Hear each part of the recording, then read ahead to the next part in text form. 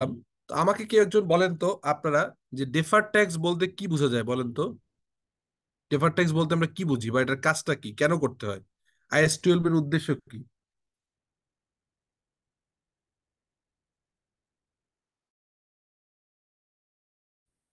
Sir, ডেপ্রিসিয়েশনের একটা rate থাকে company policy অনুযায়ী, আর ট্যাক্স রেট একটা রেট থাকে। এই দুইটার যে ডিফারেন্স, ওই ডিফারেন্সটুকু অ্যাডজাস্টমেন্ট হচ্ছে ডেফার্ড ট্যাক্সের। হুম। জি।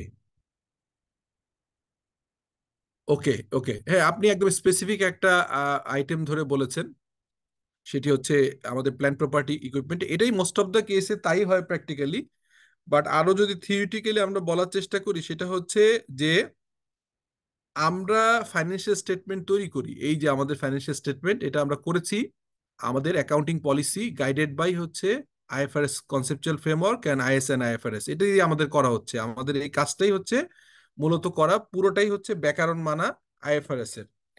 এখন ইনকাম ট্যাক্স অথরিটি যিনি আমাদের অ্যাসেস করেন, অর্থাৎ আমাদের DCT বা যারা প্রাইমারি ট্যাক্স অ্যাসেস করেন বা যাদের কাছে আমরা রিটার্ন সাবমিট করি, ওনাদের সিস্টেম ওনারা IFRS বেস বুঝতে চান না। হ্যাঁ, এখন যদিও অ্যাকনলেজ করেন যে IFRS আছে, ইনকাম ট্যাক্স অ্যাক্ট 2023-তে এসে বলা হচ্ছে যে IS-IFRS কে কমপ্লাই করা হচ্ছে, কিন্তু সেই ডেপ্রিসিয়েশনটা করা হয় হচ্ছে, বা সেই ধরনের কনসিডারেশন করা হয় ডিফারেন্ট ডিফারেন্ট কেসে ইনকাম ট্যাক্সের আইন অনুযায়ী। যেমন আমি যদি একটা অ্যাসেট কিনি, সেই অ্যাসেটটার ডেফিনেটলি একটা অ্যাকাউন্টিং পলিসি সেট করতে হয় যে আমি এটাকে ডেপ্রিসিয়েশন কিভাবে চার্জ করব। আমি কি সাম অফ ইয়ার ডিজিট মেথড করব, নাকি হচ্ছে আপনার ডাবল ডিক্লাইনিং করব, নাকি স্ট্রেট লাইন করব? আমার অ্যাসেটটা কি 10 বছর চলবে নাকি 15 বছর চলবে, আমার টেকনিক্যাল টিম অর্থাৎ আমাদের ইঞ্জিনিয়ারদের সাথে আলাপ করে আমরা ঠিক করতে হয়। কিন্তু ইনকাম ট্যাক্স অথরিটি তাদের আহ, যে আইন আছে, ইনকাম ট্যাক্স অ্যাক্ট 2023, এটা থার্ড শিডিউলে আবার বলা আছে যে কোনটার কিরকম ডেপ্রিসিয়েশন হবে। ফলে আপনি দেখতে পাবেন যে আমরা যেভাবে চার্জ করি আর ইনকাম ট্যাক্স অথরিটি যেভাবে অ্যালাউ করে, there must be a, most of the কেসে আমাদের একটা টেম্পোরারি ডিফারেন্স ক্রিয়েট হয়। সো এই ডিফারেন্সটাকে অ্যাডজাস্ট করবার জন্য, এটাকে over the period of time এটাকে অ্যাডজাস্ট করার জন্য ডেফার্ড ট্যাক্স ট্রিটমেন্ট করতে হয়। যেমন আমরা এই ব্যালেন্স শিটটা যদি দেখি, এখানে দেখবেন যে আমরা এখানে এসে দেখতে পাচ্ছেন আপনারা নিশ্চয়ই যে কারেন্ট ট্যাক্স, এই যে কারেন্ট ট্যাক্স, তারপরে হচ্ছে আপনার তারপরে এইখানে দেখবেন হচ্ছে ডেফার্ড ট্যাক্স। তার মানে ডেফার্ড ট্যাক্স লাইবিলিটি কেন আসলো, কেন এটা আসলো, কিভাবে আসলো, এইটাই হচ্ছে মূলত আমাদের আজকের এই ক্লাসের উদ্দেশ্য। তো সেই কারণে আমি এখন আপনাদেরকে যেটা করব সেটা হচ্ছে যে এই এই শীটটা দেখানোর আগে আমরা একটু বেসিকটা আলাপ করে যাই। এখন কি PPT দেখা যায় না? পাওয়ার পয়েন্ট প্রেজেন্টেশন দেখা যায় এখন? জি স্যার, দেখা যায়। ওকে, ওকে।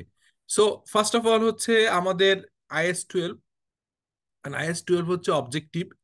The objective of this standard is to prescribe the accounting treatment for income tax, অর্থাৎ ইনকাম ট্যাক্সের হচ্ছে accounting treatment. The principal issue in accounting for income tax is how to account for the current and future tax consequence, অর্থাৎ current ট্যাক্সটা কিরকম হবে, future tax consequence কিরকম হবে, এটাই হচ্ছে মূলত আমাদের উদ্দেশ্য।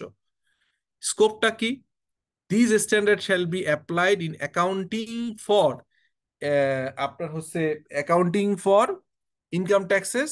For the purpose of the standard, income tax include the domestic and foreign taxes which are based on the taxable profit. Income tax also include taxes such as withholding taxes which are payable by the by a subsidiary, associate or joint venture on distribution of the on disburse distribution to the reporting entity.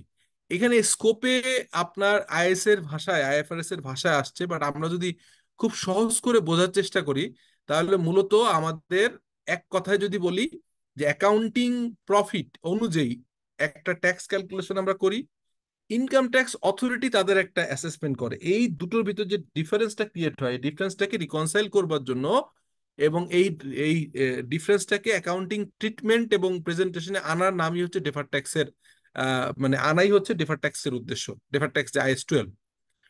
এটা করতে যে আমাদের কতগুলো definition লাগবে, অনেকগুলো definition, but কয়েকটা খুবই important, এটা দেখলেই হবে। ফার্স্ট হচ্ছে খুবই ইজি, অ্যাকাউন্টিং প্রফিট। এখন একটু আগে আমরা যেটা দেখলাম, আমি যদি বলি যে একটু আগে আমরা দেখলাম যে এখানে আপনি খেয়াল করবেন এই যে প্রফিট এখানে আছে, এই প্রফিটটা কি কি প্রফিট বলেন? এই যে এইখানে যে শেষে যে প্রফিট আছে, এই প্রফিটটা ডেফার্ড ট্যাক্স অ্যাডজাস্টমেন্ট করছে, দেখবেন এখানে দেখবেন ডেফিনেটলি ডেফার্ড ট্যাক্স, এই যে ডেফার্ড ট্যাক্স ক্যালকুলেশন, এই যে দেখেন প্রফিট বিফোর ট্যাক্স, এই যে ট্যাক্স, এই যে প্রফিটটা, দিস ইজ অ্যাকাউন্টিং প্রফিট। এখন ইনকাম ট্যাক্স অথরিটি আবার কিন্তু একটা অ্যাসেসমেন্ট করে প্রফিট বের করে। এটা কি আপনাদের জানা আছে যে আমরা যেভাবে সাবমিট করি সব সময় কি এটা মেনে নেয়, না অনেক সময় দেখা যায় যে আপনার ইনকাম ট্যাক্স অথরিটি কিছু কিছু জিনিস ডিসঅ্যালাউ করছে, কোনো কোনো জিনিস হয়তো বেশি অ্যালাউ করছে। এই যে ডিফারেন্সটা হয় তার ভিতরে ডেফার্ড ট্যাক্স একটা। তার মানে আমরা যে অ্যাকাউন্টিং প্রফিটটা হচ্ছে, এই যে এটাকেই বলা হচ্ছে অ্যাকাউন্টিং প্রফিট। এই যে বলা হচ্ছে যে accounting profit net profit or loss for a period before deducting tax expense. তাহলে এখানে সংজ্ঞা অনুযায়ী আমি যেটা বললাম আইএস 12 যে আপনার আপনার প্রফিট বিফোর ট্যাক্স, এইটাই হচ্ছে অ্যাকাউন্টিং প্রফিট। তো অ্যাকাউন্টিং প্রফিট তো আমরা সব ফাইন্যান্সিয়াল স্টেটমেন্ট এটা লাগেই হয়, প্রফিট অথবা লস, এখানে লসও আসতে পারতো। So this is the first definition, যে অ্যাকাউন্টিং প্রফিট বলেছে net profit or loss for a period before deducting tax expense. এরপরে ট্যাক্সেবল প্রফিট অল লস, এখানে ব্র্যাকেটে লস মানে লসও তো হতে পারে। The profit or loss for a period determined in accordance with the rules established by the taxation authorities upon which income tax are payable or recoverable. Recoverable হচ্ছে যে loss যদি হয়, যদি কখনো দেখা যায় ইনকাম ট্যাক্স সরি আপনার net প্রফিটের জায়গায় নেট লস আসছে, তখন এটাকে আমরা বলবো হচ্ছে রিকভারেবল। এই রিকভারেবল কথাটা কেউ বলতে পারবেন হোয়াট হোয়াট ডাজ ইট মিন, এটা কি বোঝাচ্ছে? রিকভার কেন বলা হলো রিকভারেবল, বলেন তো, হ্যাভ এনি আইডিয়া?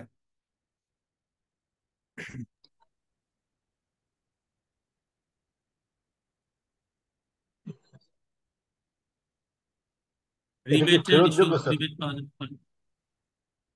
হ্যাঁ, এটা ফেরত কি তো দিবে।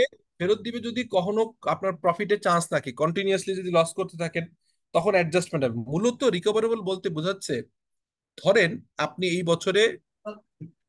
এই বছরে আপনার নেট প্রফিট না হয় নেট লস হলো, এই নেট লসের অংশটা তো আপনি সামনে আপনার হচ্ছে আহ সামনে নিয়ে অ্যাডজাস্ট করতে হবে। অর্থাৎ আপনি এই যে এখনকার যে লস হচ্ছে এটাকে ক্যারি ফরওয়ার্ড করা যায়। হ্যাঁ, অন্য অন্য দেশের ট্যাক্স আইন অনুযায়ী ক্যারি ফরওয়ার্ড এবং ক্যারি ব্যাকওয়ার্ডও করা যায়, আমাদের দেশে ক্যারি ব্যাক করা যায় না। অর্থাৎ মানে ক্যারি ব্যাকওয়ার্ডটা বুঝাই দিই, ধরেন আজকে এই বছরে আমার একটা লস হলো, লেটস সে এই বছরে আমার 100 টাকা লস হলো।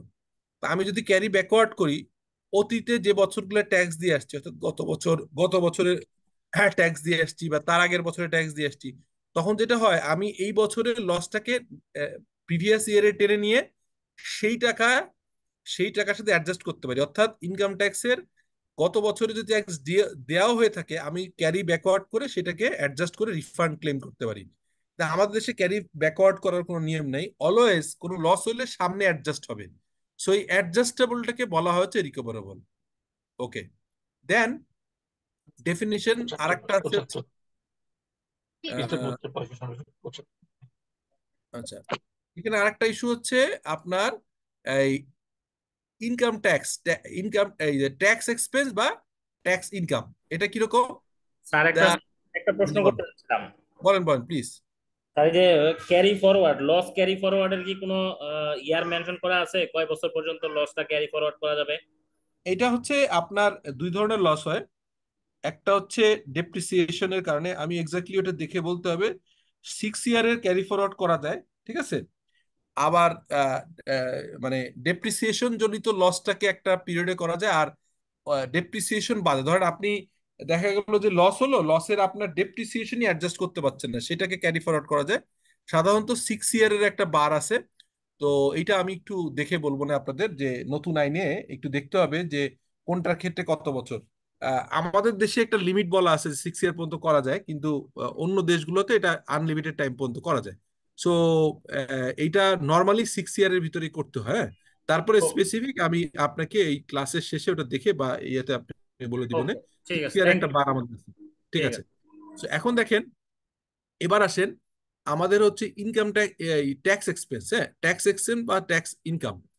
the aggregate amount included in the determination of the net profit or loss for the period in respect of current and deferred tax। তার মানে আপনি এই যে ফাইন্যান্সিয়াল স্টেটমেন্ট, আমরা প্রত্যেকটা জিনিস এখানে বোঝার চেষ্টা করি। দেখেন এইখানে দেখবেন দুইটা টার্ম আছে, একটাকে বলে কারেন্ট ট্যাক্স, এটার মানে কি বলেন, আর ডেফার্ড ট্যাক্স মানে কি। কারেন্ট ট্যাক্স মানে হচ্ছে যেটা আপনি ক্যালকুলেশন করে দিয়ে দিচ্ছেন ট্যাক্স অথরিটিকে, এটাকেই কারেন্ট ট্যাক্স বলা হচ্ছে। আর deferred tax is an accounting adjustment. তার মানে আমি টোটাল ট্যাক্স ইনকাম, এই যে টোটাল ইনকাম ট্যাক্স এক্সপেন্স টোটালটা, এটা দুইটা সাব ক্যাটাগরি থাকবে। একটা হচ্ছে কারেন্ট ট্যাক্স, যেটা আমি এই বছরে টোটাল দিয়েছি সারা বছর ধরে, বা মানে সারা বছরও দিয়েছি, আবার এই রিটার্ন সাবমিশনের সময় বাদ বাকি যে ধরেন আমি দিয়ে আসছি লেটস সে 47 লাখ টাকা, সারা বছর অ্যাডভান্স ট্যাক্স দিয়ে আসছি মনে করেন 47 লাখ, এটা হচ্ছে 47,87,00,000 টাকা, না আরো বেশি, এখানে হচ্ছে আপনার 400 আহ 478,76,00,000 টাকা দিয়ে আসছি। এই 478-এর ভিতরে ধরলাম 400 কোটি টাকা দিয়ে আসছি হচ্ছে সারা বছরের বিভিন্ন সময় অ্যাডভান্স ট্যাক্স বা এআইটি টিআইটি দিয়ে। আর এই রিটার্ন যখন আমি ইনকাম ট্যাক্স অথরিটির কাছে জমা দিতে গেলাম, অ্যাকাউন্টস হয়ে গেল, তখন বাদ বাকি দিয়ে দিলাম 78 কোটি টাকা। তাহলে এই টাকাটা আমি টোটাল দিয়েছি অ্যাজ এ ট্যাক্স। আর এইটা হচ্ছে অ্যাকাউন্টিং ট্রিটমেন্ট, এটা কিন্তু দেইনি, এটা কিন্তু হচ্ছে আমার অ্যাডজাস্টমেন্ট আসছে, মানে two fulfil the requirement of deferred tax, যেটা IAS 12। তাহলে এখানে আমরা তাহলে ওইখান থেকে দেখতে পারলাম যে ট্যাক্স এক্সপেন্স হচ্ছে যে এগ্রিগেট অ্যামাউন্ট, আর হচ্ছে কারেন্ট ট্যাক্স কোনটা, কারেন্ট ট্যাক্স তো বুঝলাম, এই যে বললাম এটা হচ্ছে টোটাল ট্যাক্স, এটাকে বলা হয় টোটাল, এই যে টোটাল ইনকাম ট্যাক্স, এর ভিতরে কারেন্টটা হচ্ছে এইটা মানে যেটা দেয়া হচ্ছে, আর একটা ডেফার্ড, সেটা এখানে বলা আছে। Current tax the amount of income tax payable or recoverable in respect of the taxable profit, এটাও আমরা দেখলাম। তারপরে দেখবেন deferred tax. Deferred tax is an accounting measure, ওই যে একটু আগে বললাম যে ডেফার্ড ট্যাক্সটা কিন্তু আসলে এটা অ্যাকাউন্টিং ট্রিটমেন্ট, এটা কিন্তু কোনো কিছু আপাতত আমাকে দিতে হচ্ছে না বা এখন দিচ্ছি না, বাট এইটা হচ্ছে আমার অ্যাকাউন্টিং ট্রিটমেন্ট। আর এটা হচ্ছে অ্যাকচুয়াল ক্যাশ আউটফ্লো, আমার সারা বছর ধরে আমার এই 478 কোটি টাকা ট্যাক্স দেওয়া হয়েছে। আর এইটা হচ্ছে এই 14,59,00,000 টাকা, এটা কিন্তু দেই নেই, এটা একটা অ্যাকাউন্টিং ট্রিটমেন্ট। এই অ্যাকাউন্টিং ট্রিটমেন্ট কিভাবে হয়, ক্যালকুলেশন কিভাবে, সেটা আমরা এখন একটু পরে দেখবো। তাহলে এটা আমরা দেখলাম, deferred tax is a accounting measure used to match the effect of transaction with their accounting impact and thereby produce less distorted result। আচ্ছা, আর deferred tax liability হচ্ছে যেটা হচ্ছে যে deferred tax liability are the amount of income tax payable in future period in respect of taxable temporary difference। অর্থাৎ defer tax liability মানে এখন আমি tax current ইয়ারে দেই নাই, কিন্তু ভবিষ্যতে কোনো সময় দিতে হবে, এরকম ট্যাক্সকে বলা হচ্ছে ডেফার ট্যাক্স লাইবিলিটি। আর ডেফার ট্যাক্স অ্যাসেট কি, আমি হচ্ছে অ্যাডভান্স দিয়ে ফেলছি, ভবিষ্যতে অ্যাডজাস্টমেন্ট নিব। Defer tax asset are the amount of income tax recoverable in future period. অর্থাৎ আমি এইটাকে যেটা বললাম রিকভারেবল, মানে আমি ট্যাক্স অ্যাডভান্স দিয়ে ফেলছি, সামনে এক সময় রিকভারেবল করব, সেটাকে বলা হয় deferred tax are the amount of income tax recoverable in future period in respect of deductible temporary difference, carry forward of unused tax, একটু আগে যেটা বললাম ক্যারি ফরওয়ার্ড হয়, আর হচ্ছে carry forward of unused tax credit. Tax credit মানে হচ্ছে আমি tax advance দিয়ে আসছি, সেটাকে আমি ট্যাক্স ক্রেডিট দিব, যেমন আমরা এআইটা দিয়ে আসছি, আর এটা আমি ট্যাক্স দিয়েছি ক্যারি ফরওয়ার্ড করবো, সো এইটা আমরা এখানে আছে। এখন এইটা করতে গিয়ে আমাদের আরেকটা ডেফিনিশন শিখতে হবে, taxable temporary difference, deductible temporary difference. এটা আমরা পড়বো না, আমরা প্র্যাকটিক্যালি দেখবো, এই জন্য এটা পড়ছি না। এখন আপনি চলে আসেন এই ডেফিনেশনটা, এই যে দুইটা স্লাইড আমি বাদ দিলাম, একটা হচ্ছে ট্যাক্সেবল টেম্পোরারি ডিফারেন্স আর ডিডাক্টেবল টেম্পোরারি ডিফারেন্স। এইটা এইটা আমরা অঙ্ক করে শিখবো, এই কারণে আপাতত আমি এখানে দেখাচ্ছি না। দ্য মোস্ট ইম্পর্টেন্ট ডেফিনেশন, এটা বুঝতে হবে, এটা না বুঝলে সমস্যা আছে, সেটা হচ্ছে ট্যাক্স বেস।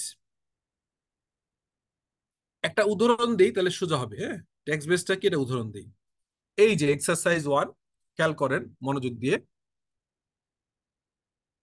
এ মেশিন কস্ট 10,000, একটা মেশিন আমি কিনেছিলাম 10,000 টাকা, and has a carrying amount 8,000। এই ক্যারিং অ্যামাউন্ট কথাটার মানে কি বলেন তো?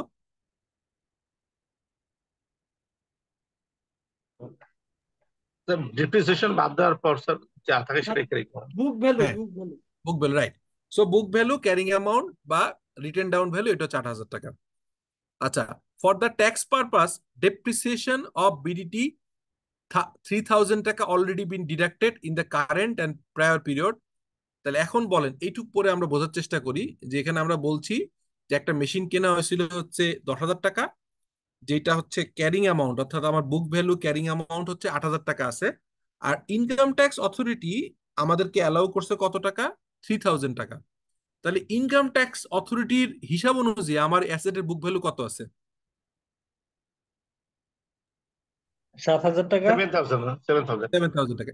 এইটাকে ট্যাক্স বেস বলে। ট্যাক্স বেস মানে ইনকাম ট্যাক্স অথরিটির হিসাব অনুযায়ী। তাহলে value of the standard assume that the each asset and liability has has for tax purposes.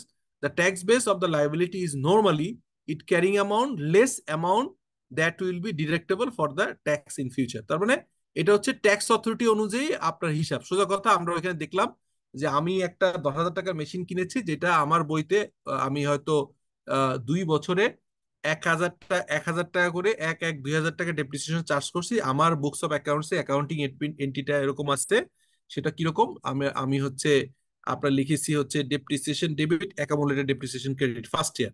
Second ইয়ারেও বলেছি হচ্ছে depreciation debit accumulated depreciation credit. অর্থাৎ 2 বছর শেষে আমার বুকস অফ অ্যাকাউন্টসে এটার হিস্ট্রিক্যাল কস্ট বা কস্ট আছে 10,000 টাকা, লেস অ্যাকুমুলেটেড ডেপ্রিসিয়েশন আছে 2,000 টাকা, বুক ভ্যালু হচ্ছে 8,000 টাকা।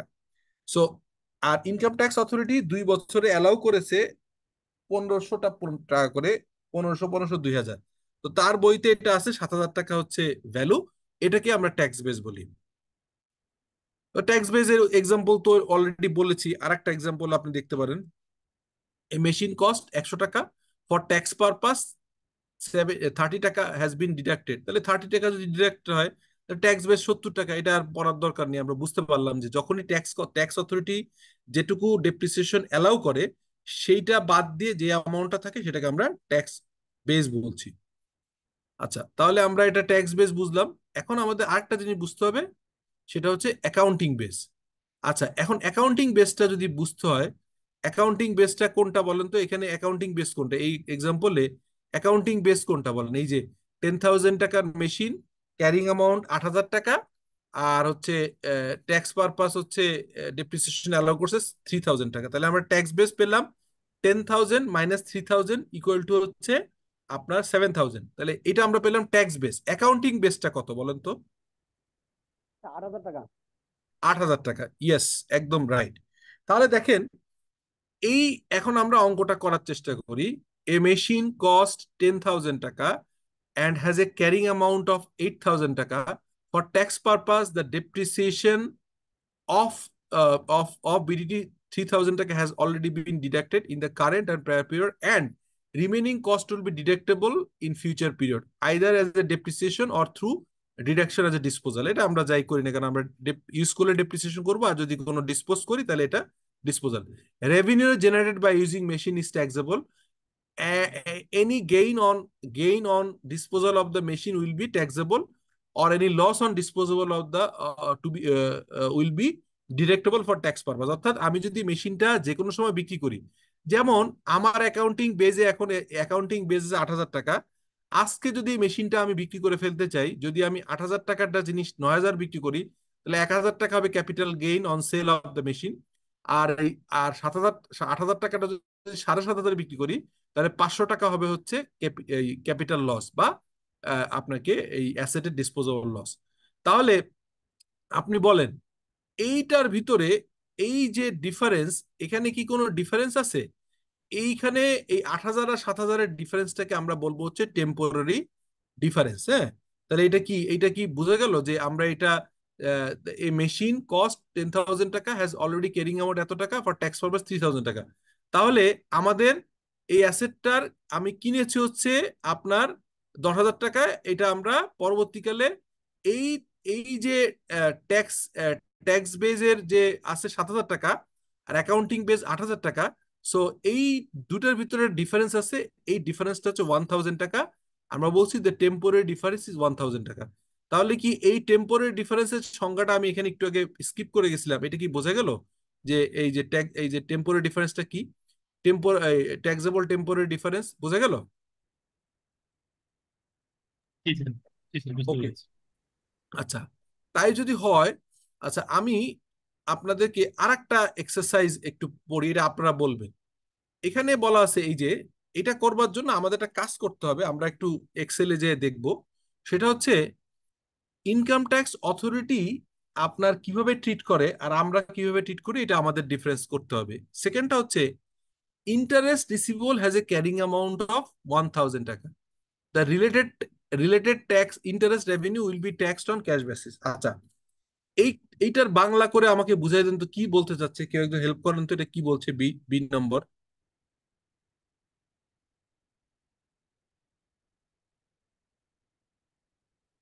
বিটা কি বলছে? ইন্টারেস্ট রিসিভেবল তার ক্যারিং ভ্যালু 1000 টাকা। হুম আর আর আর আর রেভিনিউ হুম ট্যাক্সেস বলতেছে যখন রেভিনিউ গেইন হবে ক্যাশে আসবে তখন এটাকে ট্যাক্সের আওতায় আসবে। ওকে, ওকে, আচ্ছা আমি বুঝতে পেরেছি। এখন এটা, এটার মানে কি, মানে আমি একটা, এটার মানে কি আমি রিসিভেবল করছি না নাকি আমি কি করছি বলেন তো এখানে মূলত? ইন্টারেস্ট আমরা রিসিভেবল কাট রিসিভেবল অফ ডেটে স্যার, এটা রিসিভেবল রিসিভেবল করছিলাম করা রিসিভেবল হয়েছে স্যার। করছি। হুম, রাইট। তাহলে আমার যে ঘটনাটা ঘটছে, আমি একটা এক্সেল শিট খুলে নেই, তাহলে আপনাদের সুবিধা হবে।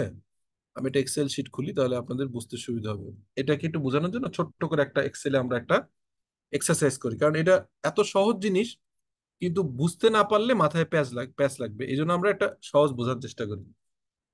আচ্ছা,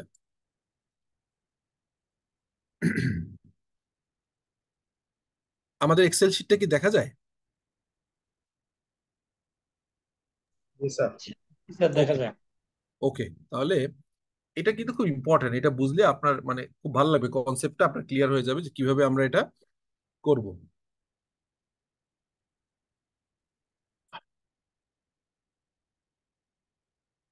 ওকে, আচ্ছা, এখন খেয়াল করেন, আমরা ওইখান থেকে এটা কপি করে আনি বোঝার জন্য, যে আমরা এখানে সেকেন্ড নাম্বারটা বুঝলে সবগুলো বুঝে ফেলবো, একটা দিয়ে সব বোঝার চেষ্টা করবো। এখানে কি ছিল বলছে? ইন্টারেস্ট, এটা একটু কপি করে ওখানে নিয়ে যাই।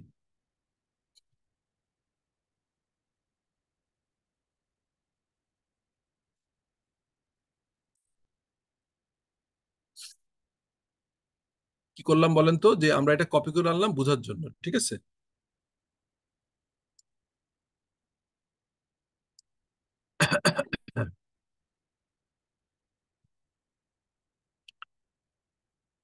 ওকে, আমরা এখানে বোঝার চেষ্টা করলাম হচ্ছে যে আমাদের কি আছে জিনিসটা, জিনিসটা আছে এরকম যে আমাদের একটা ইনকাম ট্যাক্সের একটা হিসাব আমরা করব, একটা ক্যালকুলেশন আমরা করব। সেই ক্যালকুলেশনটা কিরকম? ক্যালকুলেশনটা এরকম যে ইন্টারেস্ট একটা রেভিনিউ আছে, ইন্টারেস্ট রেভিনিউ, যেটা হচ্ছে interest receivable has a carrying amount of 1000 টাকা। এটার অ্যাকাউন্টিং ট্রিটমেন্টটাকে বলতে পারবেন যে আমরা কিভাবে এটাকে ইয়ে করবো? এটার অ্যাকাউন্টিং, এই যে এই প্রথম অংশটার অ্যাকাউন্টিং এন্ট্রি কি, এই অংশটা? Interest revenue interest receivable debit interest revenue credit. আচ্ছা, তো interest interest, receivable interest, debit interest, interest receivable debit sir. Interest receivable debit না, জি স্যার। ইন্টারেস্ট রিসিভেবল, ডেবিট আর interest bank revenue station. Credit revenue credit. হ্যাঁ, এটা হলো debit করলাম, let's say 1000 টাকা না, আর হচ্ছে ক্রেডিট হবে কি? ক্রেডিট হবে হচ্ছে ইন্টারেস্ট রেভিনিউ না, এনটি ইন্টারেস্ট রেভিনিউ, ক্রেডিট হবে হচ্ছে 1000 টাকা। ওকে, সো এটা আমরা বুঝতে পারলাম যে এটাই হচ্ছে আমাদের একটা অ্যাকাউন্টিং ট্রিটমেন্ট। হ্যাঁ, এটা আমরা এইভাবেই করে থাকি। আর কোশ্চেন হচ্ছে এইটা করছি আমরা কি বেসিসে? আমরা অ্যাকাউন্টিং এর দুইটা বেসিস আছে না, একটাকে আমরা বলি ক্যাশ বেসিস আর একটা অ্যাক্রুয়াল বেসিস। এটা কি basis? Accrual basis sir, accrual accrual basis. Basis. আচ্ছা, এখানে চ্যালেঞ্জটা হচ্ছে, এইটা হচ্ছে চ্যালেঞ্জটা কোথায় জানেন? আমাদের ডেফার্ড ট্যাক্সে মেইন চ্যালেঞ্জটা আসবে হচ্ছে যে আমাদের income tax authority most of the কেসে তারা কিন্তু ইয়ে করে না, তাদের হচ্ছে আপনার এই এইটাকে সাধারণত অ্যাক্রুয়াল বেসিস কম করে, ট্যাক্স বেসিস মানে government accounting system plus most of the কান্ট্রিজের এনবিআর বা যারা ট্যাক্স অথরিটি তারা কিন্তু আসলে এই সব সময় যে ক্যাশ বেসিস অ্যাক্রুয়াল বেসিস করবে তা না, তারা তাদের স্টাইলটা অনেকটা ক্যাশ বেসিস। তো এখন দেখেন তাহলে প্রথম পার্টটা আমরা বুঝতে পারলাম, interest receivable has a carrying amount 1000 টাকা, এটা একটা অ্যাকাউন্টিং এন্ট্রি হলো। এন্ড কোশ্চেন হচ্ছে সেকেন্ড পার্ট থেকে আমরা কিছু বুঝতে পারি কিনা দেখি। আমরা বলছি যে related interest revenue will be taxed on cash basis, মানে কি? এটা কেউ একদম বলেন তো, এটা সরাসরি বাংলা অর্থটা বলেন, এটা কি বলতে স্যার, চাইলো? এটা যতক্ষণ পর্যন্ত না আর্ন হচ্ছে, মানে আমার ইনকাম বা যেটুক রেভিনিউ টাকা হিসেবে ব্যাংকে দেখানো ইন্টারেস্ট হচ্ছে, ঢুকছে স্যার, ততক্ষণ সেটুকের পর্যন্ত উপর ট্যাক্স সেটার হবে। উপর ট্যাক্স হবে না। তার মানে তার মানে আমরা যে কোনো অ্যাকাউন্টিং এ দুইটা জিনিস ঘটে, একটা হচ্ছে অ্যারাইজাল পিরিয়ড, মানে যখন কোনো কিছু আমরা শুরু করি তখন এটাকে অ্যারাইজাল পিরিয়ড বলে, আর একটা হচ্ছে অ্যাডজাস্টমেন্ট পিরিয়ড, পরবর্তী অ্যাডজাস্ট। তার মানে নিশ্চয়ই আমরা যদি এইটা ধরেন পাবো 3 মাস পরে, এই 3 মাস পরে হইলে নিশ্চয়ই আমরা তখন কি করতাম বলেন তো? এইটা কি হইতো, এইটা কি হতো? এইটা হচ্ছে এই জিনিসটা 3 মাস পরে হলে কি হতো, আমরা লিখতাম তখন হচ্ছে ক্যাশ ডেবিট, স্যার ক্যাশ আর ব্যাংক ডেবিট আর রিসিভেবল ক্রেডিট।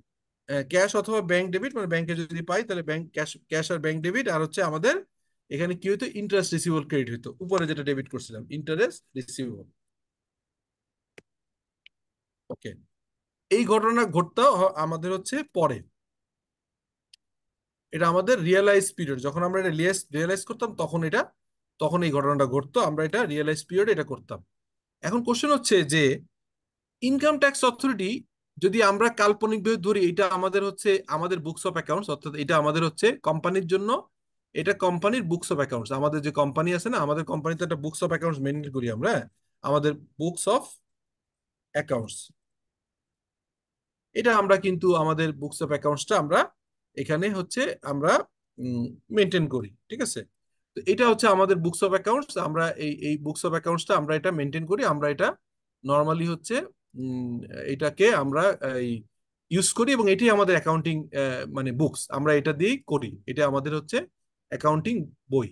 আচ্ছা, এখন কোশ্চেন হচ্ছে আমরা কাল্পনিকভাবে ধরে নেই যে ইনকাম ট্যাক্স অথরিটিও এরকম একটা অ্যাকাউন্টিং বই রাখে, যদিও তারা এটা করে না, তারা অ্যাকাউন্টিং আমাদের জন্য করতে যাবে না, আর আমি ধরে নিচ্ছি যে তারা একটা অ্যাকাউন্টিং এরকম একটা বই তারা করতে চাচ্ছে। তো একটা বই যদি করতে চায় তাহলে কি করবে তারা বলেন তো? তাদের কি এন্ট্রি শুরুতে হবে, মানে তাদের এন্ট্রিটা কি আমরা শুরুতে পাবো? অর্থাৎ এই যে আপনার যখন এইটা হচ্ছে অ্যারাইজাল পিরিয়ড, এই সময় আমরা কি কোনো অ্যাকাউন্টিং এন্ট্রি করেছে? কারণ সে তো এটাকে তার তার অ্যাকাউন্টস এর বইটা, তারা যদি এটা অ্যাকাউন্টস বই মেনটেন করতো, সেই বইতে তারা রিসিভেবল বলে কোনো এন্ট্রি দেয় না, কারণ তারা ক্যাশ বেসিস না, যেহেতু এটা তারা হচ্ছে অ্যাক্রুয়াল বেসিস, ক্যাশ বেসিস, যেহেতু তারা ক্যাশ বেসিস করে, অতএব এখানে তাদের কোনো নো এন্ট্রি, তাদের কোনো এন্ট্রি স্যার নেই, ক্যাশ ইন্ডিয়া হবে না স্যার। এন্ট্রি হবে না। তার মানে ইনকাম ট্যাক্স অথরিটির কাল্পনিক বুকস অ্যাকাউন্টস করতে যে আমরা দেখলাম যে এই সময় এসে আমরা অ্যাকাউন্টিং করলাম, আমাদের একটা অ্যাকাউন্টিং, এই যে রিসিভেবল, এটার একটা কি, আমরা এই রিসিভেবলটা কি আমাদের একটা অ্যাকাউন্টিং বেস। সো এইটা আমাদের একটা accounting base, this is hour accounting base, এটাকে আমরা বলবো অ্যাকাউন্টিং বেস, খেয়াল করেন। কিন্তু এইখানে এখানে যে ট্যাক্স বেসটা কত বলেন তো? ট্যাক্স বেসটা 0 কেন বলেন তো, কেন? তারা তো একচুয়াল ওই বেসিসে 1000 টাকা তো স্যার অ্যাকুয়াল বেসিস, ওটা তো হ্যাঁ, অ্যাকুয়াল বেসিস বাদ দিতে হবে স্যার। হ্যাঁ, তাহলে এটা হচ্ছে আমাদের ট্যাক্স বেসিস, এটা হচ্ছে আমাদের এই বুকস অফ অ্যাকাউন্টস অনুযায়ী আমরা যেহেতু ইয়ে করি, আমাদের হচ্ছে অ্যাক্রুয়াল বেসিসে করি, অতএব আমাদের একটা অ্যাকাউন্টিং একটা বেস আছে 1000 টাকা, ট্যাক্স বেস 0। তার মানে এই ট্যাক্স অথরিটি অ্যাকাউন্টিংটা করে কখন? যখন সে টাকাটা আপনি ঢুকবে তখন ধরে নিবে যে আপনি ব্যাংকে অথবা ক্যাশে পেয়েছেন, এবং সে তখন আর সরাসরি রেভিনিউ, তার রিসিভেবল বললে তার কিছু নাই, ইন্টারেস্ট ইন্টারেস্ট রেভিনিউ আকারে সে চিন্তা করবে, হ্যাঁ, ইন্টারেস্ট রেভিনিউ আকারে সে চিন্তা করবে। তো যেহেতু সে এটা করছে চিন্তা, অতএব তার কোনো কখনোই এইসব ক্ষেত্রে তার কোনো আপনার অ্যাকাউন্টিং বেজ আছে কিন্তু ট্যাক্সের কোনো বেজ থাকবে না, কারণ সেটা ট্রিটমেন্টটাই করে হচ্ছে আপনার ক্যাশ বেসে। অর্থাৎ আমরা এই এন্ট্রিটা তো পরে, এন্ট্রিটার সময় এখন আসে নাই, বাট ইনিশিয়ালি বুঝতে পারলাম যে এইটার একটা অ্যাকাউন্টিং বেস আছে 1000, বাট ক্যাশ কোনো বেসিস, এই সরি, যেহেতু ক্যাশ বেসিসে অ্যাকাউন্টিং ধরে নেওয়া হয় এনবিআর বা ইনকাম ট্যাক্স অথরিটি, এটা যদি এনবিআর ধরি, এনবিআর অথরিটি, এনবিআর যদি এটাকে আমাদের ট্রিটমেন্ট করা হয়, আমি ধরে নিলাম এটা এনবিআর, হ্যাঁ, এনবিআর এর ট্রিটমেন্ট অনুযায়ী এটা হচ্ছে আমাদের আপনার এই এনবিআর এটাকে এই তাদের অ্যাকাউন্টিং সিস্টেমে এটা আসলে ইয়ে নেয় না, কি নেয় না, আমি একটু আগে বলছিলাম যে তারা এটাকে ক্যাশ বেসিস চিন্তা করে, ক্যাশ বেসিস যেহেতু চিন্তা করে, অতএব তারা এটাকে হচ্ছে ইয়ে করবে না, তারা এটাকে আপনার কোন অ্যাকাউন্টিং এন্ট্রি বিবেচনা করবে না, যেহেতু অ্যাকাউন্টিং এন্ট্রি বিবেচনা করবে না, সেই কারণে হচ্ছে আমরা এখানে দেখলাম যে কোনো রকম তারা ইয়ে করছে না, কি করছে না বলেন তো, তারা এখানে কোনো ট্যাক্স বেস থাকতেছে না, জিরো হয়ে যাচ্ছে। So tax base is zero here, আর অ্যাকাউন্টিং বেস 1000। তাহলে এখন দেখেন 2 নম্বরটা বলেন যে interest receivable has a carrying amount of 1000, the related tax will be revenue or tax basis. তার মানে আমরা যদি অ্যান্সার দেখি তাহলে পাবো কি আমরা, দেখেন এখানে এসে খেয়াল করেন, the deferred tax the deferred the tax base of the interest receivable is nil। তাহলে ট্যাক্স বেস নীল, এটা আমরা বুঝলাম। কেন নীল বলেন তো? ওই যে একটু আগে দেখলাম আমরা যে এটা কোনো অ্যাকাউন্টিং এন্ট্রি করছে না, কিন্তু অ্যাকাউন্টিং বেস 1000।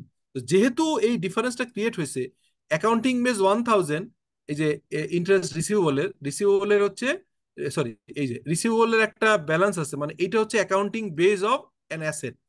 এইটা আমাদের একটা অ্যাসেট, এই অ্যাসেটটা আমাদের কি হলো, এই অ্যাসেটটা আমরা পেয়ে গেলাম কি, ধরেন আমরা যদি এটা মানে এটাকে যদি আমি ইয়ে করি যে এটা আমাদের হচ্ছে অ্যাকাউন্টিং একটা রিসিভেবল আছে, মানে একটা অ্যাকাউন্টিং বেস আছে, but tax base zero. So যেহেতু ট্যাক্স বেস জিরো, তো এখানে একটা টেম্পোরারি ডিফারেন্স আছে। সো এই 1000 টাকা কি বোঝা গেল কেন অ্যাকাউন্টিং এই যে টেম্পোরারি ডিফারেন্সটা হয়েছে? Is it clear now? বোঝা গেছে?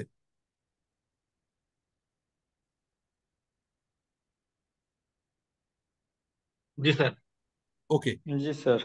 এখন এখন আসেন আমরা একটা লিস্টেড কোম্পানি থেকে আরো ভালোভাবে বোঝার চেষ্টা করি। যেমন আমি স্যার ওইখানে নো টেম্পোরারি ডিফারেন্সের কথাটা অর্থটা কি দেখে নেবেন স্যার? কোনটা কোন জায়গায় আছে? সেকেন্ডে না, এটা আছে তো, এই দুইটা তো টেম্পোরারি ডিফারেন্স আছে, এ আর বি। যে এ আর বি পড়লাম, এ এবং বি। আপনি 3 নম্বরটা সি পড়তে যাচ্ছেন, তাই 3 নম্বরটা পড়বো? না না না না, 2 নম্বরটার মধ্যে এখন এই এই একটু আগে যেটা দেখালো নো হ্যাঁ, টেম্পোরারি ডিফারেন্স, একটা হলো পড়ি। টেম্পোরারি ডিফারেন্স, এই যে 1000-এর পরে 10,000-এর পরে লেখা স্যার। ও সি সি, ওটা সরি স্যার, সি স্যার। ওটা সি। আমরা দুইটা এক্সাম্পল করছি, তো দুইটা দিয়ে বোঝার চেষ্টা করছি। এবার আমরা প্র্যাকটিক্যালি বোঝার চেষ্টা করি, যে আরো একটু ডিপে যাওয়ার চেষ্টা করি, যে একটা একটু আগে যেমন স্কোয়ার দেখছিলেন, স্কোয়ারটাও দেখবো। আর একটা কোম্পানি, এই প্রেজেন্টেশন যখন বানাইছিলাম 2020 বা 21 সালে, তখন আমি 19 সালের একটা গ্লোবাল হেভি কেমিক্যাল নামে একটা হচ্ছে লিস্টেড কোম্পানির ফাইন্যান্সিয়াল স্টেটমেন্ট নিয়েছিলাম। যে কোনো কোম্পানি আপনি পাবেন, স্কোয়ারটাও আমরা দেখতে পারবো সিমিলারলি, বাট এটা যেহেতু ক্রপ করে ছোট করে এনেছি, এখান দিয়ে বুঝতে অসুবিধা হবে, তবে আমরা এখান দিয়ে বোঝার চেষ্টা করি যে ডেফার্ড ট্যাক্সটা কিরকম আসে। তাহলে কি কি লাগবে এটা করতে গেলে?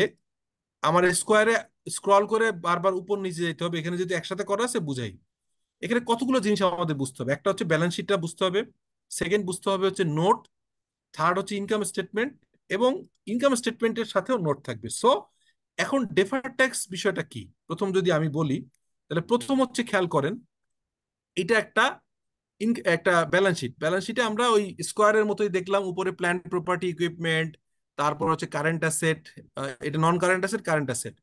তারপরে হচ্ছে আমাদের লাইবিলিটি পাশে হচ্ছে equity, share capital, share premium, revaluation reserve. গত ক্লাসে আমরা দেখিয়েছিলাম যে IAS 16 অনুযায়ী কিভাবে নতুন করে যদি কোনো অ্যাসেটের ভ্যালু বাড়ে তাহলে কিভাবে হচ্ছে রিভ্যালুয়েশন রিজার্ভ হয়। এটা আমরা গত ক্লাসে দেখেছিলাম। রিটেন আর্নিংস মানে আমাদের প্রফিটের অংশ। এবার এসে দেখেন, এইখানে দেখেন নন কারেন্ট লাইবিলিটি।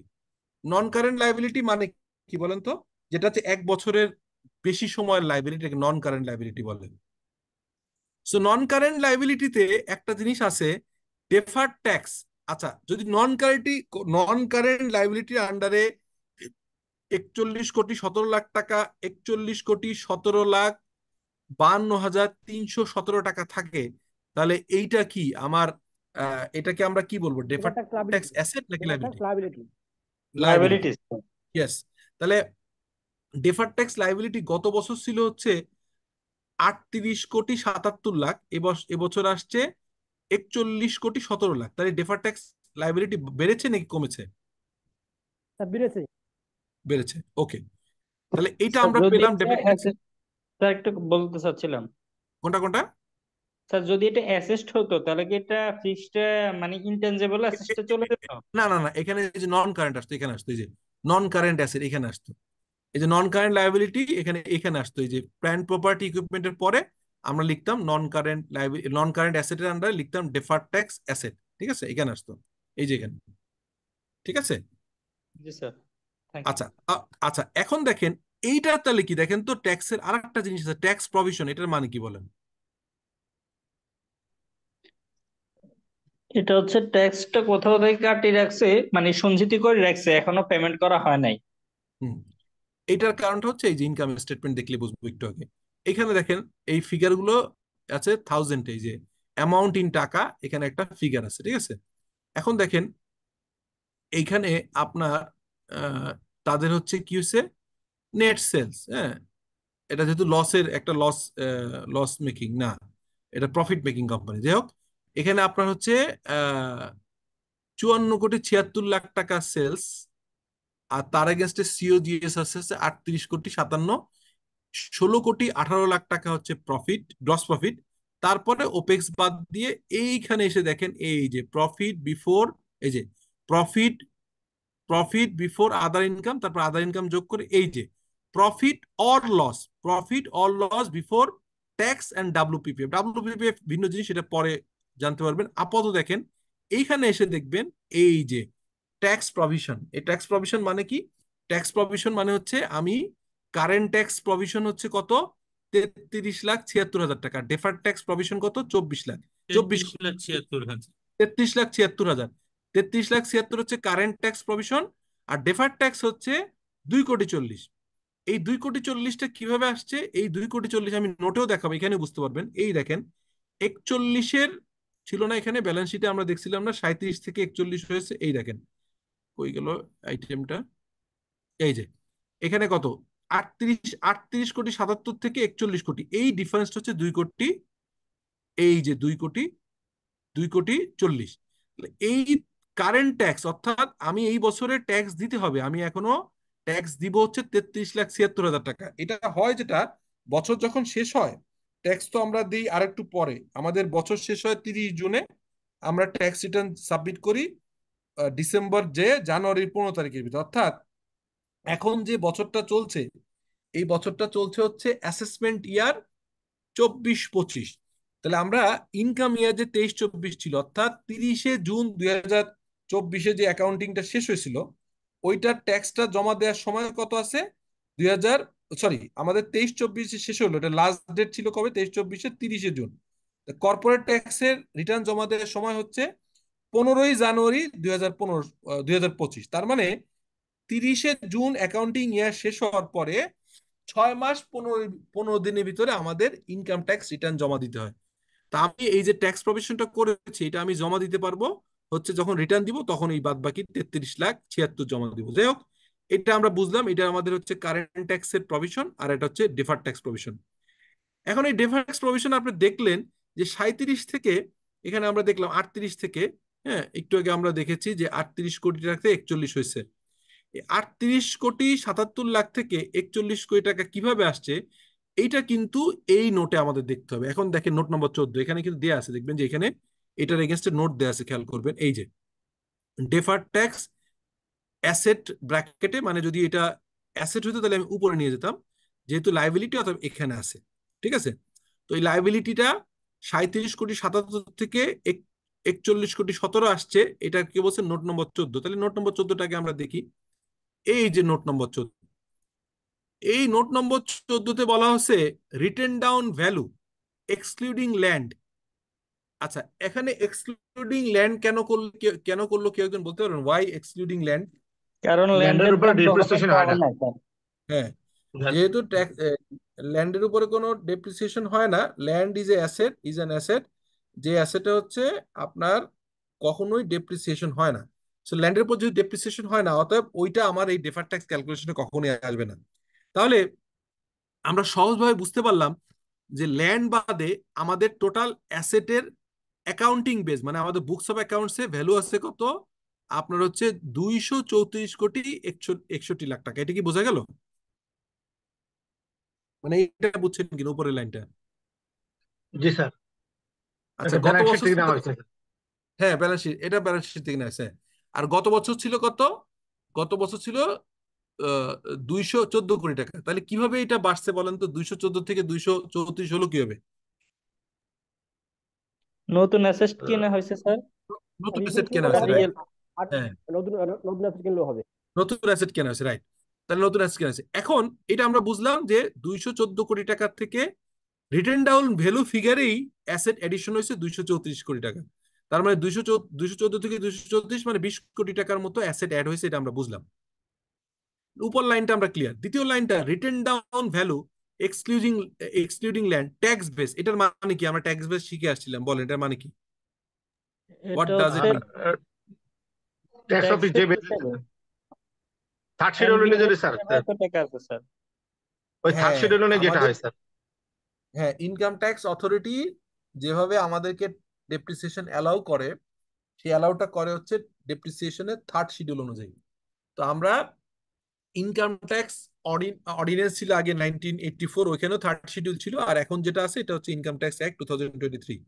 এখানে আমরা ওই থার্ড শিডিউল অনুযায়ী যতটুকু ডেপ্রিসিয়েশন অ্যালাউ করছে ইনকাম ট্যাক্স অথরিটি, আপনারা একটা জিনিস সহজে বুঝে রাখেন, সেটা হচ্ছে ইনকাম ট্যাক্স অথরিটি বেশি অ্যালাউ করে। কেন বেশি অ্যালাউ করে? এটার লজিক আছে। লজিকটা হচ্ছে, আমি একটা মেশিন, যেমন আমরা বিল্ডিং যখন করি, যে কোনো বিল্ডিং আমরা সাধারণত 40 বা 50 বছরের ভিতরে সাধারণত করি। মানে বিল্ডিং যদি কোয়ালিটি ভালো হয়, আমরা যদি প্রপারলি মানে এটাকে ধরেন পাইলিং টাইলিং করে করি, তাহলে একটা মেশিন মিনিমাম 40 বছর বা 50 বছর ধরি, যদি ইঞ্জিনিয়াররা বলে কোনো কোনো বিল্ডিং 70-80 বছর টিকে। কিন্তু ইনকাম ট্যাক্স অথরিটি হয়তো এটা অ্যালাউ করবে 20 বছর। তাহলে এবার বলেন, আমি যদি একটা একটা আমি যদি একটা আপনার বিল্ডিং এর লাইফ টাইম ধরে 40 বছর, তাহলে আমি ডেপ্রিসিয়েশন যদি করি ধরেন 10 টাকা লেটস সে, তাহলে ইনকাম ট্যাক্স অথরিটি যদি 20 বছর ধরে, তাহলে ইনকাম ট্যাক্স অথরিটি অনুযায়ী ডেপ্রিসিয়েশন অ্যালাউ হবে কত? 10 না বেশি না কম, কত হবে বলেন? 20 টাকা হবে। 20 টাকা হবে, ডাবল হবে। তো জি। ইনকাম ট্যাক্স অথরিটি অলওয়েজ যেভাবে আমাদেরকে থার্ড শিডিউল দেয়া, সেখানে এক্সেলারেটেড ডেপ্রিসিয়েশন বলে একটা টার্ম আছে, মানে বেশি বেশি দিয়ে দেয়, ডেপ্রিসিয়েশন গুলো প্রথম বছরে বেশি দিয়ে দেয়।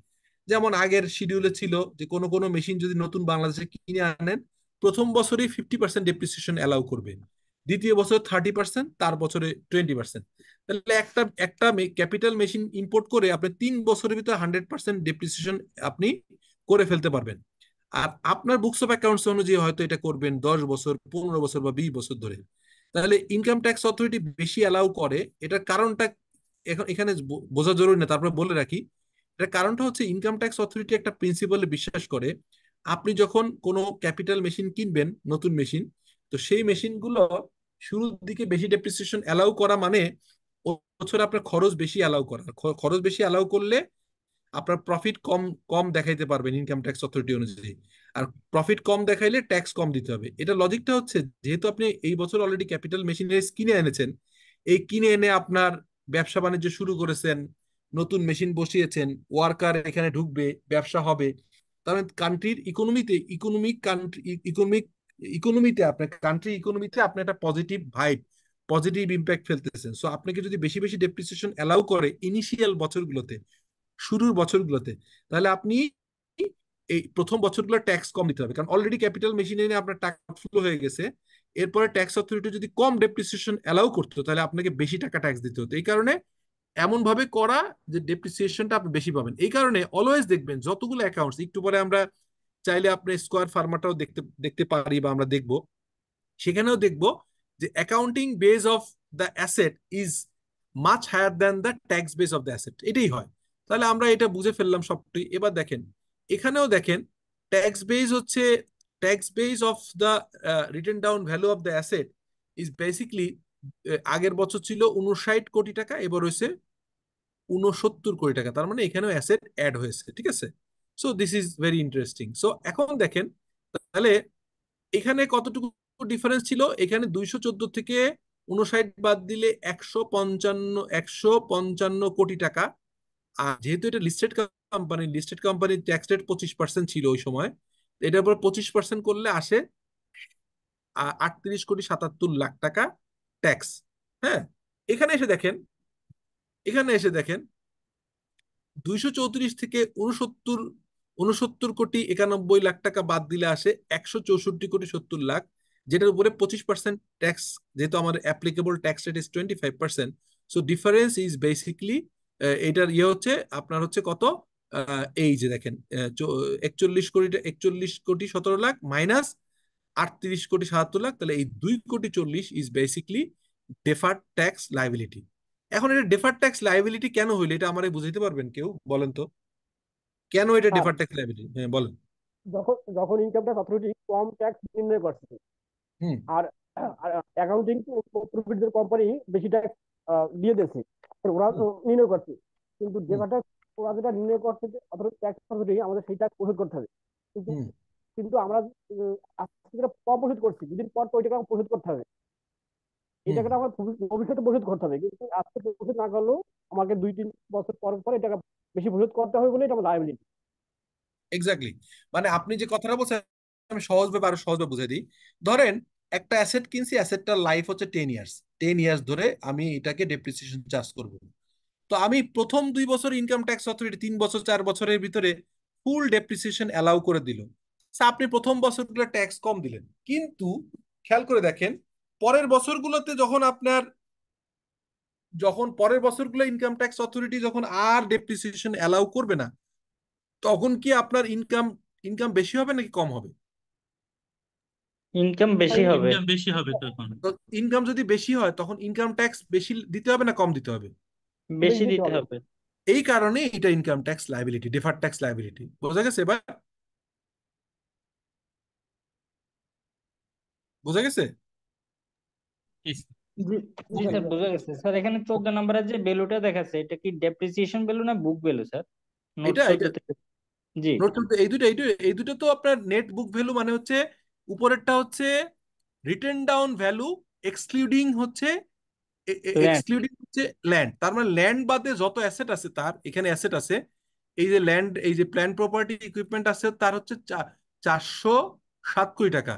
আর এখানে যেটা আছে 234 কোটি টাকা। তার মানে বাদ বাকি প্রায় 170 বা ওইটা ল্যান্ড। তার ল্যান্ড বাদে যে অ্যাসেট গুলো, তার বুক ভ্যালু অথবা রিটেন ডাউন ভ্যালু অথবা ক্যারিং অ্যামাউন্ট, একই কথা, এটার ভ্যালু হচ্ছে 234।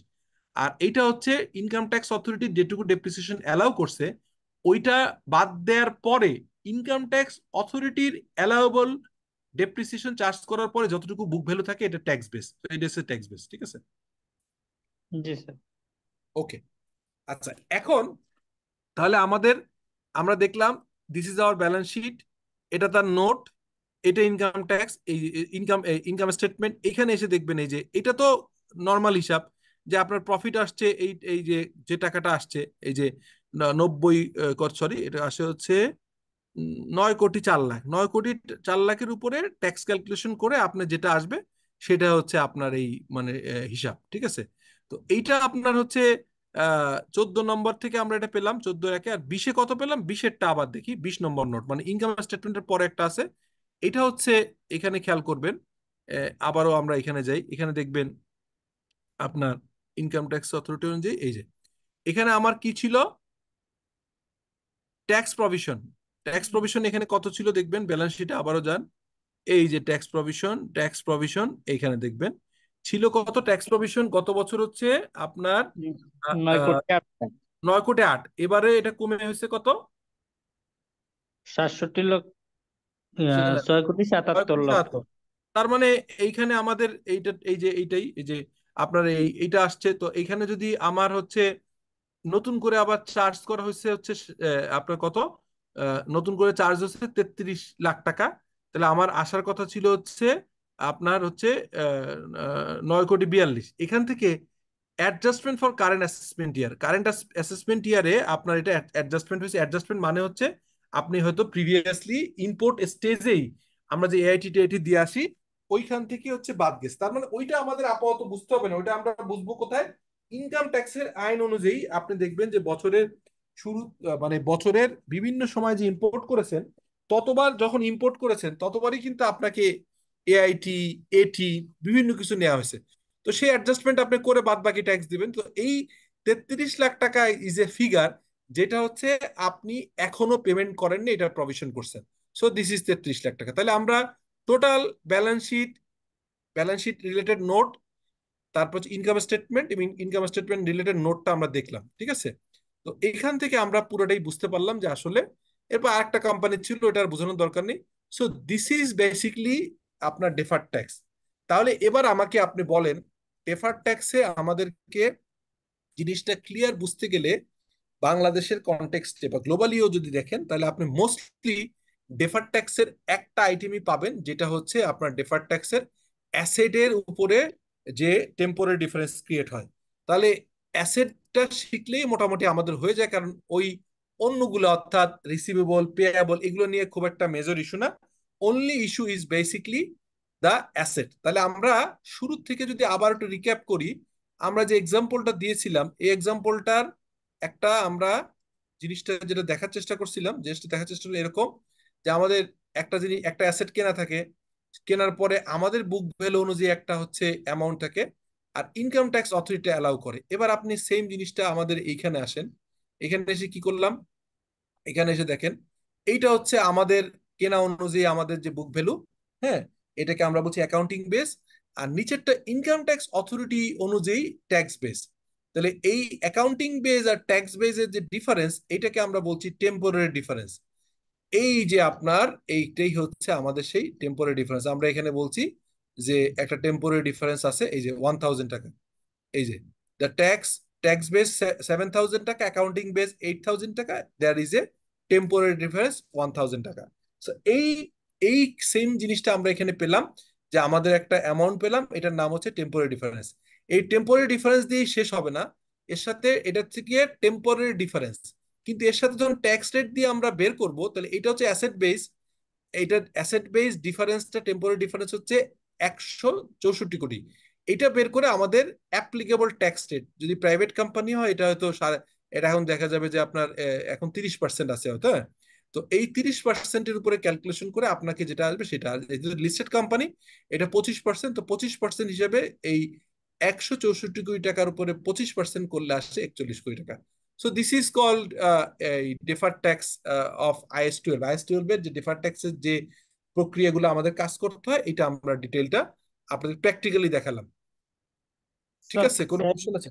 জি স্যার, বলেন। ট্যাক্স বেস যে রেটটা আছে এই রেটটা আমার যখন আমি কোম্পানিতে এনবিআর এ যখন আমার ফিনান্সিয়াল স্টেটমেন্টটা জমা দিব, তারপর পরবর্তীতে কি তারা এটাকে ফাইনালি একটা করে এই রেটটা দিবে যে এই রেট আমার এই এখানে রেট এই রেট এই রেট এই রেট এই 25%?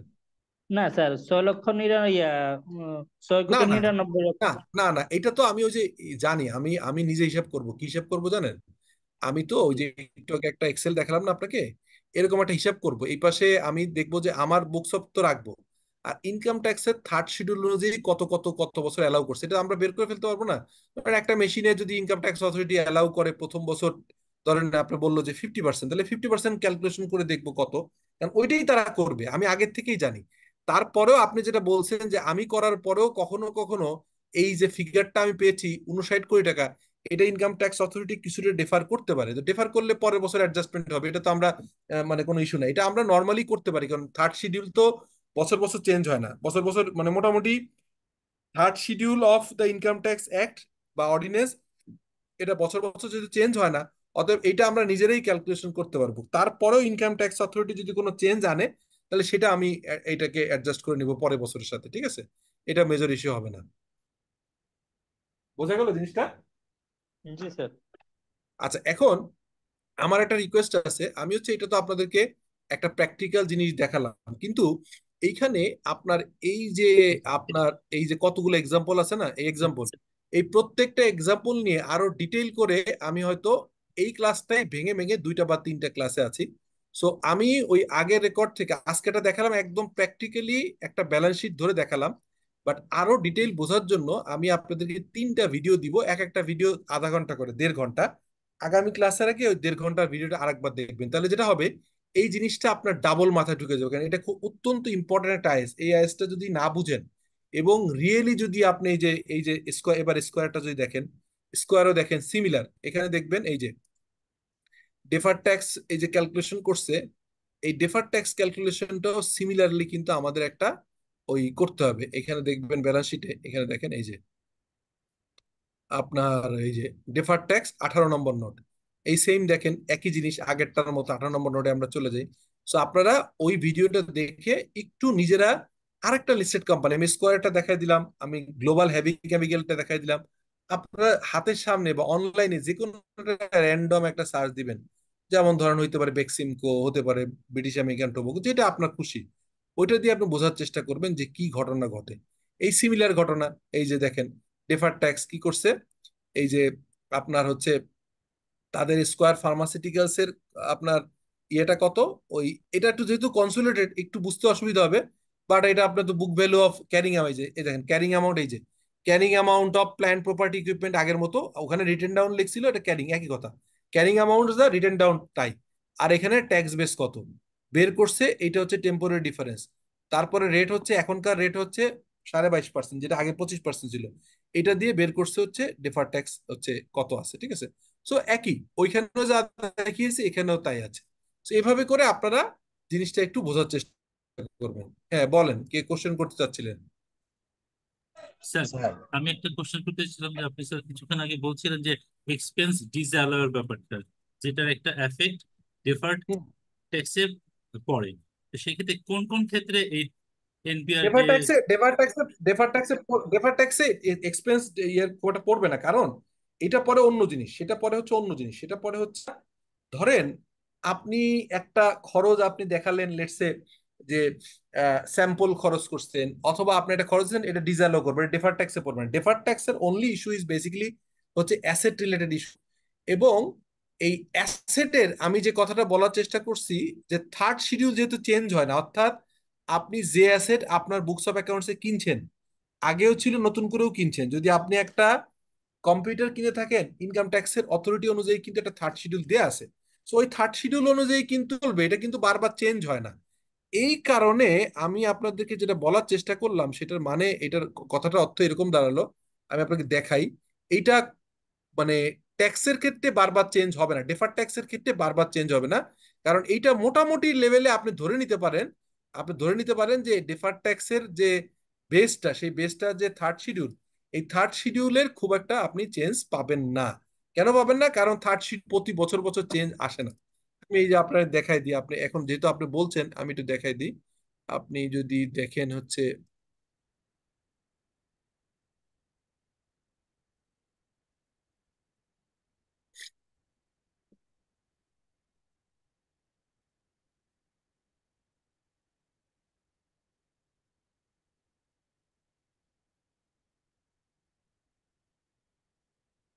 থার্ড শিডিউলে দেখাই দিই আপনাকে যে এটা সাধারণত চেঞ্জ হয় না।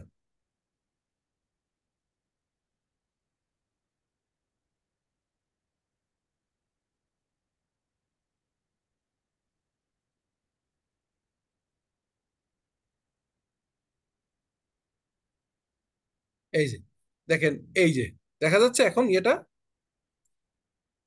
তৃতীয় জি তফসিল জি স্যার, দেখা যায়। দেখা যাচ্ছে। দাগাদাগি করে না, কে জন্য এখানে দাগাদাগি করছেন একটু কাইন্ডলি। তো দেখেন এই যে ইস্যুটা, তৃতীয় তফসিল থার্ড শিডিউল, হ্যাঁ এখানে কি কি বলছি, অবচয় ভাতা, নিঃশেষ ভাতা বা অ্যামর্টাইজেশন, সিম্পল। এখানে ইট, কংক্রিট, ইস্পাত বা সমজাতীয় উপকরণ দ্বারা নির্মিত ইমারত। তো এখন এই 5% মানে কত বছর অ্যালাউ করে বলেন তো? 5% মানে কত কত বছর? 20 20 বছর বছর। স্যার। 20 বছর, 20 20 বছর। 20 বছর। বছর।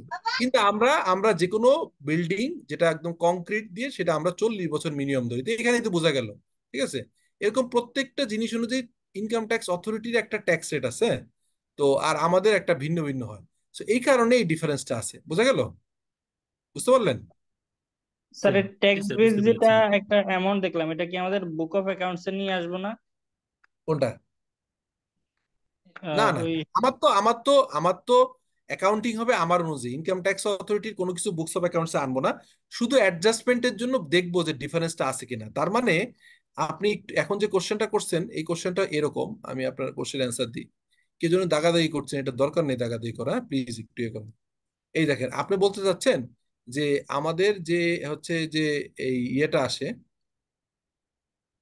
এই যে আপনি বলতে চাচ্ছেন যে আমার বুকস অফ অ্যাকাউন্টসে আছে কিন্তু এই 234 কোটি টাকা, আমার বুকস অফ অ্যাকাউন্টসে 69 কোটি 99 লাখ, 69 কোটি 91 লাখ 46,861 কোনো অস্তিত্ব নাই, আমি কোনো এটা আমার বুকস অফ অ্যাকাউন্টসে রেকর্ড নাই।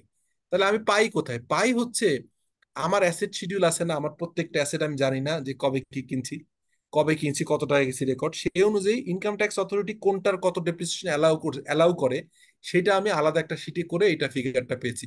So this is not a accounting record, এটা আমার একটা প্রতি বছর শেষে আমার একটা ইনকাম ট্যাক্স অথরিটি অনুযায়ী কত করে আমার একটা অ্যাসেট শিডিউল থাকে না, এখানে একটা অ্যাসেট শিডিউল যেরকম থাকে, এই অ্যাসেট শিডিউলের মতো করে আমার একটা কিন্তু অ্যাসেট শিডিউল একটা ইনকাম ট্যাক্স অথরিটি অনুযায়ী একটা অ্যাসেট শিডিউল করতে হয়। তার মানে এইখানে দেখবেন একটা অ্যাসেট শিডিউল আছে কিন্তু, হ্যাঁ। এই অ্যাসেট শিডিউলের মতো করেই কিন্তু আমার একটা অ্যাসেট শিডিউল করতে হয়। এটা সিম্পল, আমরা জানি যে এরকম ভাবে করতে হয়। তো সেইটা আমাদের করতে হবে, ঠিক আছে। আমরা প্রত্যেকটা ফাইন্যান্সিয়াল স্টেটমেন্টের শেষে যেহেতু অ্যাসেট শিডিউল থাকে, ওই সিমিলারলি আমাদের একটা অ্যাসেট শিডিউল, আমাদের এটা দিয়ে আমরা পেয়েছি 234 কোটি টাকা। আর ইনকাম ট্যাক্স অথরিটি কত পার্সেন্ট অ্যালাউ করছে ওইটা অনুযায়ী আর একটা অ্যাসেট শিডিউল আমাদের করতে হবে। এই দুইটা করে আমাদের ডিফারেন্সটা বের করতে হবে। আপনার কোশ্চেনটা কি, অ্যান্সারটা পেয়েছেন আমি কি বলতে চাচ্ছি? জি স্যার। স্যার, এই বলেন। জায়গাতে আরেকটা বিষয় হচ্ছে, ডিসপোজাল করলে ট্যাক্স বেজে কি কোনো ইফেক্ট পড়বে? হ্যাঁ পড়বে, ওই একই যেরকম ইনকামটা। এই যে আমি এখানে আপনার দেখাছিলাম, এই যে আমি এই যে কাজটা করলাম না, আমি এখানে যে একটা এই যে এই স্কয়ার ফার্মাসিউটিক্যালস পিএলসি একটা আমার বুকস অফ অ্যাকাউন্টস অনুযায়ী একটা অ্যাসেটের একটা করছি না, অ্যাসেট শিডিউল। আমাকে এই অ্যাসেট শিডিউলটা করছি আমার অ্যাকাউন্টিং রেকর্ড অনুযায়ী। এই সেম জিনিসটা আমার হচ্ছে ইনকাম ট্যাক্স অথরিটি অনুযায়ী ট্যাক্স বেস করতে হবে। কারণ এইখানে এই যে রেটটা, আমি যে রেটটা, সরি এটা দাগ দিলে হয়ে যাচ্ছে, এই যে প্রত্যেকটা অ্যাসেট 10, 15, 10, 15, এই যে আমি পার্সেন্ট অ্যালাউ করছি ডেপ্রিসিয়েশন, ইনকাম ট্যাক্স অথরিটি যে 10-এর জায়গা 20 হইতে পারে, 15-এর জায়গা 25 হইতে পারে। তো তাদের অনুযায়ী কত, এটা সিমিলার একটা জিনিস কপি করে ইনকাম ট্যাক্স রেটটা বসায় আমরা করব, সেটাকে বলা হচ্ছে ট্যাক্স বেস। ওকে, জি। তাহলে আজকে আমরা জিনিসটা আবারও রিক্যাপ করি। আমরা আজকে ইনকাম ট্যাক্সের আইএস 12 অনুযায়ী যে টেম্পোরারি ট্যাক্সেবল অথবা ডিডাক্টেবল ডিফারেন্স বের করতে করে আমরা ডেফার্ড ট্যাক্স অ্যাসেট বা লাইবিলিটি পাই, সেটা আমরা ক্যালকুলেশন দেখলাম। এটা আমরা প্র্যাকটিক্যালি স্কোয়ারের থেকে একটু আলাপ করছি আর গ্লোবাল হ্যাভি ক্যাপিটাল থেকে দেখিয়েছি। আমি পাওয়ার পয়েন্ট প্রেজেন্টেশনে দিয়ে দিব, আপনারা এটা দেখবেন। দেখে যেটা হবে, আপনারা এই ভিডিওটাও দেখবেন, আর আমি আরো 3টা ভিডিও দিব, সেটা হচ্ছে আগের ক্লাসগুলো নিয়েছি, সেখানে হয়তো ডিফারেন্ট এক্সাম্পল ইউজ করেছি। সো ওইটা দেখে আপনারা একটু বোঝার চেষ্টা করবেন, এবং এটা এর চেয়ে বেশি আজকের ক্লাসে যেভাবে বুঝালাম এইটুকু বুঝলে আপনি ডেফার্ড ট্যাক্সটা সহজে বুঝবেন। এর চেয়ে বেশি দেখতে গেলে মাথায় প্যাচ লাগবে, কারণ এটার হচ্ছে যে একটু বোঝা কঠিন, বাট আমরা সিম্পল বের করব যে আমরা আসলে অ্যাকাউন্টিং বেস কত, ট্যাক্স বেস কত, ডিফারেন্সটা যেটা হবে সেটা আমাদের হচ্ছে আপনার আইদার ডেফার্ড ট্যাক্স অ্যাসেট হবে অথবা লায়াবিলিটি হবে। সো মোটামুটি আজকে এইভাবে ক্লাস শেষ করি। আপনারা একটু ওই ক্লাসটা দেখেন আমি যেভাবে বললাম, ঠিক আছে। স্যার ওই শেষ পার্মানেন্ট করি। ডিফারেন্সটা নিয়ে কোনো কথা হলো না স্যার। না না, টেম্পোরারি পার্মানেন্ট ডিফারেন্সটা এটা কোনো কিছুই কোনো ক্যালকুলেশন করার সুযোগ নেই, কারণ এটা দরকারই নেই। পার্মানেন্ট ডিফারেন্স কেমন, যেমন আপনি ঘুষ যদি দেন, ঘুষ দেন যদি, অথবা আপনি যদি আপনার আসে, আপনি যদি হচ্ছে এই কি হয়, আপনি যদি হচ্ছে আনছেন, আপনি পোর্টে যে পোর্টে মালামাল আনতে চাইছেন, তো মালামাল এনে পোর্টে আপনি কোনো কারণে আপনার কয়েকদিন পড়েছিল, পড়ে থাকার কারণে অনেক সময় আমাদের পোর্ট ড্যামারেজ দিতে হয়। এই কোনো কিছুই ইনকাম ট্যাক্স অথরিটি কখনোই অ্যালাউ করবে না। যেহেতু অ্যালাউ করবে না, যেহেতু অ্যালাউ করবে না, ওইটা হচ্ছে পার্মানেন্ট ডিফারেন্স। পার্মানেন্ট ডিফারেন্স দিয়ে এরকম কিছু করার প্রয়োজন নেই, ওইটা নর্মালি আপনার এটা এই এখানে কনসিডার করব না আমরা। পার্মানেন্ট ডিফারেন্সটা কোনো কনসিডারেশন থাকবে না, ঠিক আছে। শুধুমাত্র টেম্পোরারি ডিফারেন্স যেটা হবে সেটা নিয়ে করব, এবং মোস্টলি হচ্ছে আমরা অ্যাসেট গুলো নিয়ে কাজ করব। ল্যান্ড বাদে যতগুলো অ্যাসেট, এখানে দেখবেন প্রথমে আছে ল্যান্ড, এই ল্যান্ড বাদে যতগুলো অ্যাসেট সেটাই হচ্ছে আমাদের কনসিডারেশন হবে অ্যাজ এ ডেফার্ড ট্যাক্স অথবা লাইবিলিটি। এই হচ্ছে আমাদের সিম্পল কংক্রিট। হ্যাঁ, স্যার পার্মানেন্ট আর ডিফারেন্স একটা জিনিস স্যার, আর একটা জিনিস স্যার, সেটা হচ্ছে বলেন। আমাদের এই যে টেক্সটাইল স্পিনিং মিল যেগুলো আছে না স্যার, এগুলো হচ্ছে 15% রেট। আবার এরা যখন এক্সপোর্ট করে 1% ট্যাক্স কেটে, 1% ট্যাক্স এর ফাইনাল ট্যাক্স স্যার। হ্যাঁ, তা এইটা যেটা আছে স্যার, এইটার একটু দেখালে একটু ভালো হতো স্যার। ওটা তো আমার কাছে নাই, আমি আপনার কি আছে এটা তো আমার সাথে নাই। ওটা আপনার আপনার অ্যাকাউন্ট যদি দেখান, আপনার অ্যাকাউন্ট দিলে আমি দেখাইতে পারবো। আদার তো আমার এখানে তো আর সুযোগ নেই। আপনার অ্যাকাউন্ট না দিলে তো আমি ওটা না দেখে কেমনে বলবো। আপনি অ্যাকাউন্টসটা পাঠায়েন, অথবা যদি ডিসকাশন থাকে ওটা দেখান, ওটা আমরা করে দিতে পারবো। তবে একই এখানে রেটের আচ্ছা মানে আচ্ছা। না না, আমি বলেন আপনার আপনার সমস্যা কি। দেখেন আপনার সমস্যা হবে কোথায় জানেন ভাই, এখানে 25% আপনার রেটটা আপনি এখন ক্যালকুলেশন করতে হবে, যে এটা আমি 15% দিই, আরো 1% আসে, তাহলে এভারেজ 16% হলে 16% করবেন। এইটা কিন্তু যে একদম ধরেন একদম পাই টু পাই মিলাইতে হবে, এটার উপর কোনো ইম্প্যাক্ট নাই আপাতত। আমার ট্যাক্স দিতে হচ্ছে কিন্তু কারেন্ট ইয়ারের যেটা কারেন্ট ট্যাক্স, আর ডেফার্ড ট্যাক্সটা হচ্ছে অ্যাকাউন্টিং ট্রিটমেন্ট। সো আপনার রেটটা, আপনার অ্যাপ্লিকেবল রেট কত হবে, যেমন ধরেন আমি যদি দেখি যে আমার দুইটা আছে, আমি এক্সপোর্টের জন্য এক ট্যাক্স রেট আছে, আর হচ্ছে যে লোকাল মার্কেটে, তাহলে আমি এভারেজ ট্যাক্স রেট বের করবো। এইটা হচ্ছে আপনার ডিফারেন্সটা সব একই, কোনো ডিফারেন্স নাই। অনলি ডিফারেন্স হচ্ছে আপনার ট্যাক্স রেটটা হয়তো 12% বা 15%, অথবা কিছু কিছু ক্ষেত্রে 15, কিছু কিছু ক্ষেত্রে ভিন্ন। সেইটা এভারেজ ট্যাক্স রেটটা আপনার বের করতে হবে, এইখানে চেঞ্জ, আর কোথাও কিন্তু চেঞ্জ নেই। ও বোঝা গেল আচ্ছা ভাই? আচ্ছা আচ্ছা, বুঝতে পারছি স্যার। ঠিক আছে, থ্যাংক ইউ স্যার। আজকের মতো শেষ করি। Thank you. হ্যাঁ, আসসালামু আলাইকুম। Yes.